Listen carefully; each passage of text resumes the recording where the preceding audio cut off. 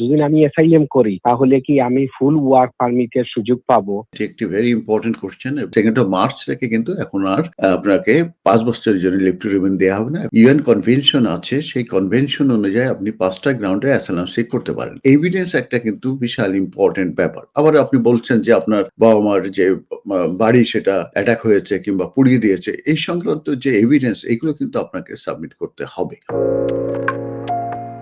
আমার কোয়েকশনটা হচ্ছে আমি গত 3 বছর যাবৎ এই দেশে আছি স্কিল ওয়ার্কার ভিসায় as a health care assistant হিসাবে। হঠাৎ এই মাসে আমার কোম্পানির ভিসা রিনিউ হয়ে গেছে, লাইসেন্স রিভোকড হয়ে গেছে। সেই জন্য আমার কোম্পানি আমাকে জানায়নি, কিন্তু আজ থেকে গতকালকে হোম অফিস থেকে একটা লেটার আসছে, ওরা আমাকে জানাইছে আমার কোম্পানি লাইসেন্স রিভোকড হয়ে গেছে। এখন থেকে আমি আর কোম্পানি নতুন একটা নিয়ে আর কি আপনার ওইটার সাথে নতুন কোনো কোম্পানিতে ভিসা সুইচ করার জন্য। জি। কিন্তু আমার এই মাসের 30 তারিখে চলে যাবে ভিসা। এই মাসের 30 তারিখে আমার ভিসা চলে যাবে। কোম্পানি আমাকে বলেছিল ওরা আমাকে ভিসা রিনিউ করে দিবে, কিন্তু এখন ওরা ভিসা রিনিউ করতে পারতেছে না। এখন আমি চাচ্ছি, আমার দেশে একটু সমস্যা আছে। আমার বাবা পলিটিক্স করতেন, উনি আওয়ামী লীগের সাথে আছেন আপনার। তারপরে আমার বাবার উপর হামলা হয়েছে, আমার মায়ের উপর, আমার বাড়িঘর ফুরিয়ে দেওয়া হয়েছে, অনেক ধরনের প্রবলেম। আমি এখন দেশে যেতে পারবো না। এই ক্ষেত্রে কি আমি অ্যাসাইলাম করতে পারবো? আমার সাথে আমার স্পাউস আছে। আর যদি আমি অ্যাসাইলাম করি তাহলে কি আমি ফুল ওয়ার্ক পারমিটের সুযোগ পাবো? বাট এই যে সময় রয়েছে, আমি যদি আগামী কালকে বা পরশু দিনের ভিতরে যদি করি তাহলে কি আমি রাইট টু ওয়ার্ক পাবো? ধন্যবাদ আপনার কোশ্চেনের জন্য। এটি একটি ভেরি ইম্পর্টেন্ট কোশ্চেন এবং যারা পরবর্তীতে দেখবেন তারাও কিন্তু এটা শেয়ার করবেন আপনারা। ১ম এ কোশ্চেনটা হচ্ছে যে উনার ভিসা শেষ হয়ে যাচ্ছে ৩০শে এপ্রিলে এবং উনাকে 60 ডেজ এর লেটার অলরেডি দেয়া হয়েছে। তা 60 ডেজ লেটার হয়তোবা উনি একটু বেশি সময় পাচ্ছেন, কিন্তু উনার অরিজিনাল যে ভিসা সেটা কিন্তু ৩০ তারিখে শেষ হয়ে যাচ্ছেন এবং উনি বলছেন যে উনার বাংলাদেশে ফিয়ার অফ পারসিকিউশন আছে এবং উনি বাংলাদেশ আওয়ামী লীগের একজন নেতা কিংবা কর্মী ছিলেন এবং উনি এখন অ্যাসাইলাম সিক করতে যাচ্ছেন। কারণ হচ্ছে যে উনি উনার লাইফ ডেঞ্জার হবে বাংলাদেশে যদি ফিরে যায়। এখন আমি বলি অ্যাসাইলামটা কি? অ্যাসাইলামটা হচ্ছে যে 1951 এর যে ইউএন কনভেনশন আছে, সেই কনভেনশন অনুযায়ী আপনি 5টা গ্রাউন্ডে অ্যাসাইলাম সিক করতে পারেন। তার ভিতরে ন্যাশনালিটি আছে, এথনিসিটি আছে, তারপরে পলিটিক্যাল ওপিনিয়ন আছে, রিলিজন আছে এবং membership with a particular social group আছে। তো আপনি যেটা বলছেন যে বাংলাদেশ আওয়ামী লীগের আপনি মেম্বার কিংবা অ্যাক্টিভিটিস ছিলেন, অতএব এক্ষেত্রে আপনারটা আসবে পলিটিক্যাল ওপিনিয়নের কারণে এবং এখানে এটাও আপনাকে স্যাটিসফাই করতে হবে হোম অফিসকে যে আপনার well founded fear of persecution আছে এবং আপনার অন রিটার্ন আপনার life will be in risk এবং you can not return to your country of origin এবং আপনার ইন্টারনাল রিলোকেশন যে অপশনটা আছে সেটাও আপনার জন্য অ্যাভেলেবল নাই। সেটাকে বলা হয় যে আপনি যদি আপনার বাড়ি যদি সিলেট হয়ে থাকে তাহলে আপনি ঢাকা যেয়ে থাকতে পারবেন, কিন্তু সেটাও আপনার পক্ষে থাকা সম্ভব নয়। এটাকে ইন্টারনাল রিলোকেশন বলা হয়।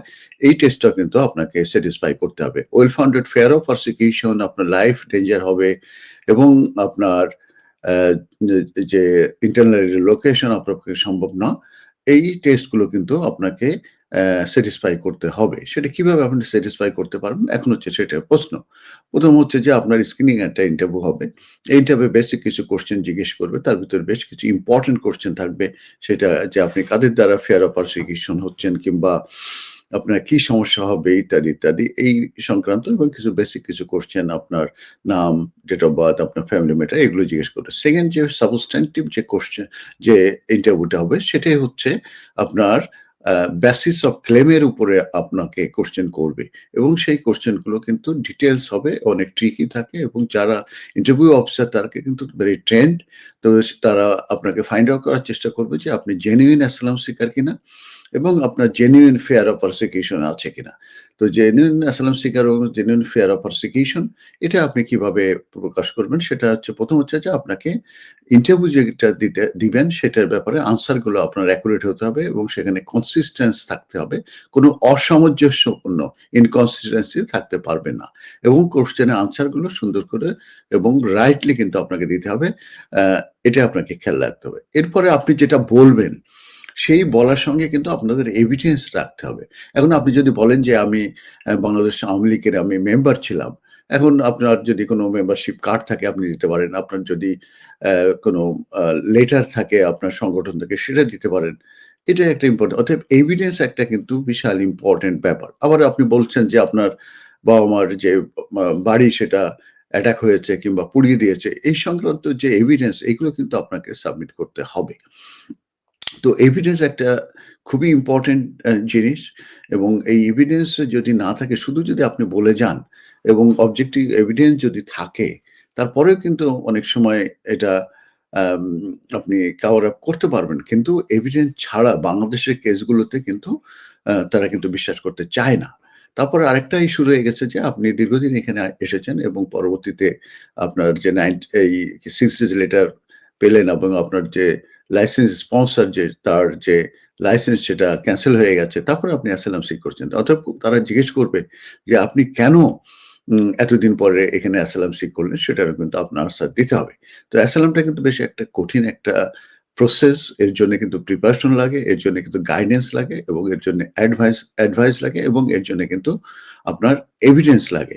এইগুলোর কম্বিনেশন যদি থাকে এবং আপনার জেনুইনিটি এবং জেনুইন অ্যাসাইলাম সিকার এবং জেনুইন আপনার ফিয়ার অফ পারসিকিউশন আছে এবং আপনার রিস্ক হবে যদি আপনি এই ইসে যদি ফেরত যান বাংলাদেশে, এইগুলো যদি প্রমাণ করতে পারেন তাহলে কিন্তু আপনার অ্যাসাইলামটা কিন্তু সাকসেসফুল হওয়ার সম্ভাবনা থাকবে।